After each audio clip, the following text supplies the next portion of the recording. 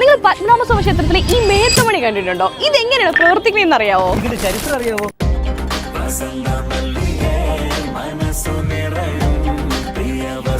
എടാ, നിനക്കിത് പ്രവർത്തിക്കുന്നത് എങ്ങനെയാണെന്ന് അറിയാവോ? ഇതിന്റെ മണിയുടെ രണ്ട് സൈഡിലായിട്ട് രണ്ട് ആടിനെ കണ്ടോ?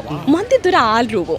ആ ആൾ രൂപത്തിന്റെ വാ ഇങ്ങനെ തുറന്നു വരുമ്പോഴത്തേക്കും രണ്ട് ആടിന്റെയും തല വന്നിട്ട് ഈ ആൾ രൂപത്തിൽ ഇടിക്കും. ഇപ്പൊ 12 മണിയാണെങ്കിൽ 12 തവണയും 1 മണിയാണെങ്കിൽ 1 തവണയും ഇങ്ങനെ ഇടിച്ചിട്ട് മണി ശബ്ദം കേൾക്കും. എന്തായാലും സംഭവം 1840 ഇത് കണ്ടുപിടിച്ച സമ്മതിക്കും. പണ്ട് ടിപ്പു സുൽത്താൻ രാജ്യം വികസിപ്പിക്കുന്നതിന്റെ ഭാഗമായിട്ട് തിരുവിതാംകൂർ പിടിച്ചടക്കുമെന്ന് പറയുണ്ടായി. തിരുവിതാംകൂർ എന്ന് ഭരിച്ചുകൊണ്ടിരുന്ന രാജാവായ സോഴ തിരുനാൾ പണിയിപ്പിച്ചതാണ് ഈ മേത്തമണി. 1840 ഇത് പണിയിപ്പിച്ചത്. കുളത്തൂക്കാരെന്നുള്ള ആശാരിയാണ് ഇത് പണി കഴിപ്പിച്ചത്. അയാൾക്ക് ഇങ്ങനത്തെ നിർമ്മിതികൾ ഉണ്ടാക്കുന്നതുകൊണ്ട് തന്നെ സൂത്രക്കാരനായ ആശാരി എന്നുള്ളൊരു വിളിപ്പേരും ഉണ്ട്. മേത്തമണി സ്ഥിതി ചെയ്യുന്നത് ക്ഷേത്രത്തിന്റെ മെയിൻ കവാടത്തിൽ നിന്ന് കയറി വരുമ്പോഴത്തേക്കും ഈ കാണുന്ന ഇടതുവശത്ത്